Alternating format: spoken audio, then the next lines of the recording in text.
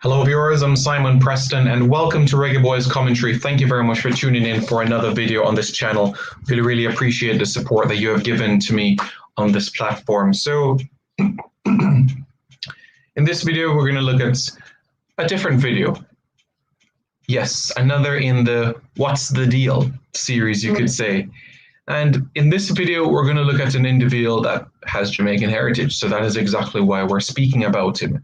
And we're looking specifically at a position that I've expressed my most concern about heading into the World Cup qualifying campaign and even the Gold Cup by extension as well. And that is the defensive midfield position, the holding midfield position, the central defensive midfield, however you want to look at the position, whatever name you want to give for it. So in previous videos, we looked at Kevin Stewart. We've discussed on multiple occasions on this channel as well about Isaac Hayden. But as you know, I am the biggest fan in the world when it comes to depth. I know 11 players take the field, but if you have a pool of 55 players, that's essentially 5 players in every position. And I don't think you can complain about that, especially if you have players that are of that certain ilk, quality, panache, that can deliver and execute well for the country. And that is exactly why in this specific video, we're looking at a player that can offer those same qualities. And in this video, who is it that we're looking at? Who is it that we're speaking about? Well, that is none other than Lewis Baker. Lewis Baker, the 25-year-old central midfielder. Yes, that is correct. Born and raised in Luton in England. Many people think that Chelsea was his hometown club, but it's actually his Luton town, and that's actually where he started his footballing career. Luton Town, grew up there and was a fan there, spent a season there in the academy, and then that is where Chelsea saw him in 2005, and then he spent some time with them in their academy from 2005 to 2014. That's 9 years in the academy, and then he graduated into the first team. Hasn't made a senior appearance there, but went on numerous loans. And what stands out to me about his passage as a professional footballer is that despite him being still quite relatively young, let's be frank, 25 is by no means old, not a grandpa, but he's by no means a mercurial talent. He is now a seasoned professional footballer. That's where he is right now. And what impresses me the most is that as that deep midfielder, that defensive midfielder, he still has a decent contribution as it relates to the goal scoring charts. He has had time where he's been overseas and he scored goals. And it's at a decent rate too. When you think about things, you're talking about a goal every 4 games when he has played overseas. And for a midfielder where he plays, that is something to be recognized. Here's something interesting that I've worked out as well. What I've found with English players, English-born players, is that they don't like to play. Not many like to come out of their comfort zone. So, for example, if you're born in London, you don't find many English-born players who are born in London play outside of the London area. At a push, they'll go up north to Birmingham, which is like an hour-and-a-half drive or something like that. But they rarely go outside of their comfort zone, go north, Manchester, Newcastle, Yorkshire, Cumbria. Rarely go outside of their comfort zone, go somewhere far from home. And some might complain about homesick, I don't want to go here, I don't want to go there. Very few. But this guy has challenged himself. This guy has really challenged himself outside of his comfort zone. He's going to Sheffield Wednesday. And for those of you that might not be up with your English geography, that's in South Yorkshire. That's up north in England. Yorkshire is up north. Different culture, different lifestyle to London. He's been to MK Dons, which is just outside of London, but it's not London. It's outside of the capital city, but it's still outside of London. He's been to Vitesse, who we know is in the Netherlands, a separate country altogether, different culture, different lifestyle, different language as well. And that's where he started to come into his own as a professional football player. Middlesbrough, that's up in the northeast. That's in the northeast. He's been to Leeds, another team that is located in Yorkshire, this time West Yorkshire, a footballing mad city. Different culture, different atmosphere. He's been to Reading, just outside of London, thereabouts. Fortuna Dusseldorf, Germany, as we know, a different style of play compared to the English game. And where he is right now on loan from Chelsea, Trabzonspor in Turkey. Yeah. Turkey, as we know, is also another different environment. And everywhere he's gone, well, not everywhere, but most places he's been to, he's gone there and he's won trophies. He won the Turkish Super Cup last year. He's won the Toulon Cup when he was with England at youth level in 2016. He's won the KNV Cup, which is the Dutch cup competition during his time at Vitesse. He's impressed. Even in Chelsea's youth team, he's impressed. Goal of the season, you know, he's been the Players' Player award. He's been an impact.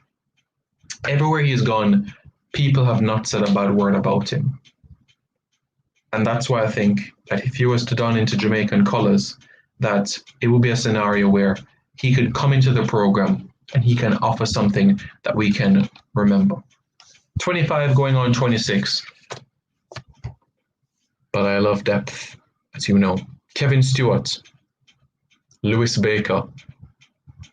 We don't know. The reality is, if we're speaking optimistically, Isaac Hayden should be back by pre-season for Newcastle United. So we're talking about early July, thereabouts. August, you play what? Three games in the Premier League plus a League Cup.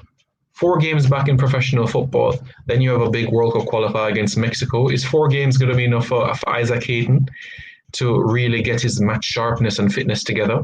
In my humble opinion, I don't think it's going to be enough. Can it still warrant him a place in the squad? Absolutely, it can. But I personally don't think and wouldn't feel comfortable with a guy that is just coming back from injury, has only played 4 professional games and thrusted in on his debut in a World Cup qualifier against Mexico.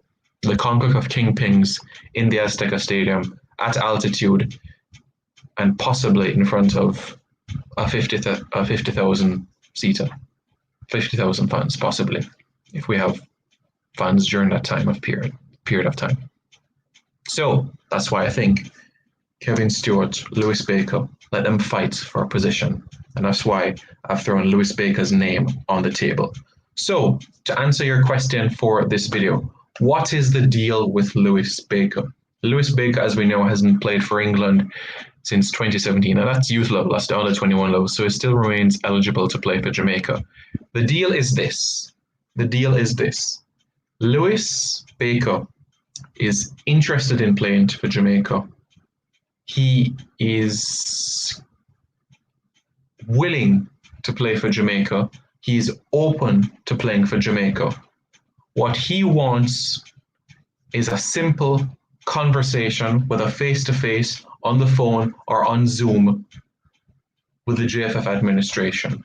That is simply what he wants. And I think for a player, for any professional football player, that is simple, that is protocol, and that is exactly how it should be done. The Federation, whether it's Roy Simpson, whether it's Dalton Wint, whether it's Michael Ricketts, should be having a conversation with this guy. And that is simple. I personally don't think it should be the player reaching out to the administration. I think it should be the administration reaching out to the player. So that is what Lewis wants. He wants a simple conversation with the Jamaica Football Federation. He wants to know what his role like in his team. And this is by no means being arrogant and saying, oh, I want to come to Jamaica and I want to start. He just wants to know what his role will be like in the national team. Now, me and you both know what his role will be in terms of the specific position, but in terms of the broader perspective about what sort of impact, will he be a core player to the squad? And that is exactly what the JFF will have to ensure, that they put on a plate for him, that he is given that confidence, that belief, that encouragement, that he's going to come here and do great things for Jamaica. He's going to come here and sell out the national stadium if there's fans. He's going to come here and be a match winner for Jamaica. And not a match winner in terms of putting the ball in the back of the net, but a match winner in terms of doing the dirty work, winning back possession, and linking play from the defense to the attack. And I don't see no problem at all with that simple request from Lewis Baker. So Reggae Boyz fans, The question is, are you okay with that request? I certainly hope you are, because if Lewis Baker gets his wish and has that meeting with the JFF and everything runs smoothly, then we could very well have found somebody that could be that solid understudy for Isaac Hayden. Reggae Boyz fans, thank you very much for tuning into this video. Really appreciate your support on this channel. Don't forget to give it a massive thumbs up, a big like, really appreciate it. And don't forget as well to subscribe to this YouTube channel for all the latest information on Jamaican football and everything really regarding players and their movement and their club situation and all of that. So like I said, you can leave your comments in below, any questions you might have. If there's a topic that you're interested in that you would like me to explore or research, then you can also drop it in below and I'll definitely, read through the comments and let me know. And I'll let you know my thoughts on the matter and the latest on those situations and how things have been progressing. All right, Reggae Boyz fans, don't forget to subscribe to Reggaeboyz Commentary and we will speak soon. All right, guys, take care.